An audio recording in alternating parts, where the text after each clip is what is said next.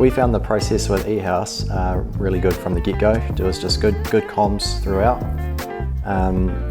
Everything that we sort of asked for was achievable, and there was no requirement on our part to sort of compromise the vision. I just keep telling people that I'm waiting for the owner of this Airbnb to come kick me out. Because it's just so nice, and you just wake up here and you're like, oh man, you don't want to leave, and it's just great to have a place, a warm house to always come back to at the end of the like a long day. You can always come back and just, yeah, it's hard not to relax. It's nice and quiet. It's so well insulated. You can just shut off all your problems outside, boom, sit down, have a cup of tea, good to go.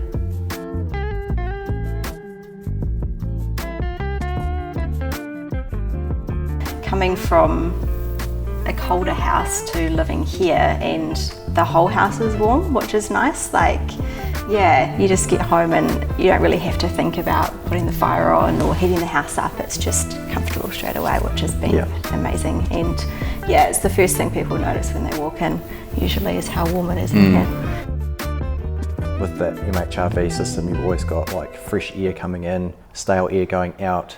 So you can have everything closed, but it never gets stuffy, it's never too warm. It's it creates just a real nice environment inside. And so, yeah, not having to get firewood's great. The whole Scandinavian clean and light and bright, and then a mix with the Japanese sort of minimalism. Really like that. So, yeah, the shoji door, that's my Japanese piece, and I think it's really cool. It's a nice cedar door based on the Japanese sort of rice paper shoji doors. So that's another cool feature of the space.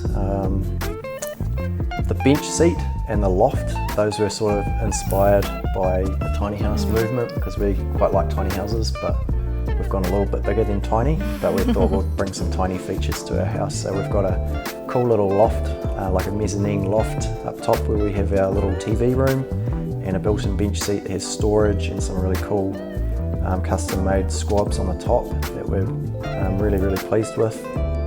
Warren was sort of on the same wavelength as us from the get-go, so that made the whole process real streamlined, because he sort of knew what we were talking about. We didn't have to keep making changes. It was like, this is what we want, and he was just like, bam. So that made life a lot more simple, and it made it fun, the whole process. It was enjoyable. Like, we really liked collaborating with eHaus and coming up with ideas and getting all excited and sending each other Pinterest and stuff, and so that was neat. Yeah. We felt involved as well, like even down to sitting with the designer and at the computer with him and going through some ideas and changes and visually seeing how it would look, and yeah, that was fun. Yeah. A lot of people sort of commented when we first started building about the windows, like there's not as many windows as you would possibly traditionally do with a site like this, but rather than too many windows, they've just been positioned in just the right places to let in enough light and heat the home when we need it to, and yeah. Building with eHaus Manawatu, if you're thinking about it, I would say do it.